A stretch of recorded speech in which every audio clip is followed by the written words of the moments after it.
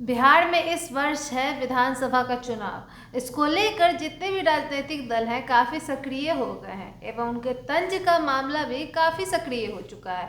लेकिन आरजेडी और एनडीए की सरकार तो इस प्रकार भिड़ गई है मानो कि इस बार का विधानसभा चुनाव इन्हीं दो पार्टियों के बीच होने वाला है। नमस्कार, मैं सुरभि मानसी और आपने देखना शुरू कर दिया है एकदम कड़क।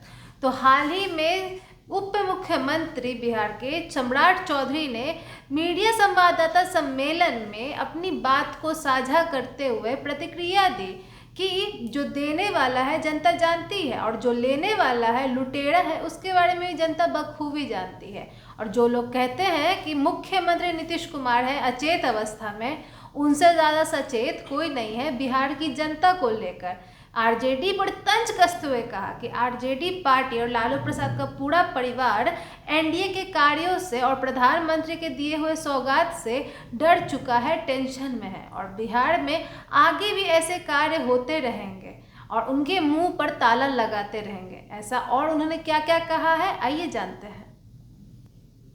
हाल ही में बिहार दौरे पर दूसरी बार आए प्रधानमंत्री नरेंद्र मोदी ने बिहार वासियों को काफ़ी सौगात दी, जिसको लेकर सम्राट चौधरी ने अभिवादन व्यक्त किया प्रधानमंत्री नरेंद्र मोदी का और साथ ही कहा कि बिहार में 3 दिनों से खुशियों का माहौल है, बरसात भी हो रही है, मौसम भी अच्छा है। साथ ही साथ बिहार वासियों की आर्थिक स्थिति को लेकर भी और विकासशील योजनाओं को लेकर भी प्रधानमंत्री नरेंद्र मोदी ने सौगात की भी बौछार कर दी है। साथ ही साथ तेजस्वी यादव पर तंज कसते हुए कहा कि तेजस्वी यादव अपना बयान दे रहे हैं कि उनके घर के बाहर गोलियां चली हैं, लेकिन उनके परिवार वाले खुद अराजकता के प्रतीक हैं।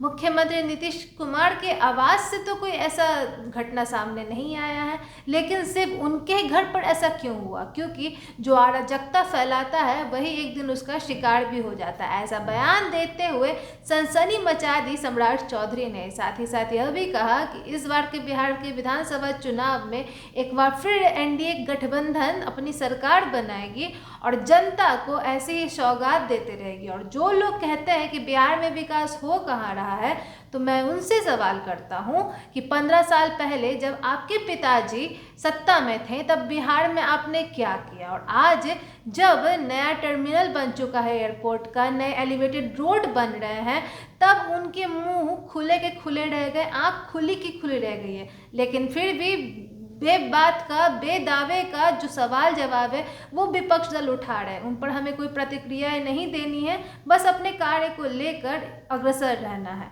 ऐसा बयान देते हुए तंज कस दिया है आरजेडी पार्टी पर और तेजस्वी यादव पर सम्राट चौधरी ने। आगे ये देखना दिलचस्प होगा कि तेजस्वी यादव या आरजेडी के संरक्षण लालू यादव इस बात पर अपनी क्या प्रतिक्रिया देते हैं और क्या क्या सवाल उठाए जाते हैं एक दूसरे पर, दोनों दलों द्वारा या अन्य दलों द्वारा। क्योंकि इस बार बिहार में विधानसभा चुनाव है, बयानबाजी अपनी चरम सीमा पर है। वैसे आपकी इस पर क्या राय है, कमेंट बॉक्स में हमें बताएं और ऐसी अपडेट्स खबरों के लिए बने रहें एकदम कड़क के साथ। सब्सक्राइब करें, बेल आइकन प्रेस करना ना भूलें ताकि आपसे कोई भी अपडेट मिस ना हो जाए। ऐसे एकदम देखने के लिए एकदम कड़क धन्यवाद।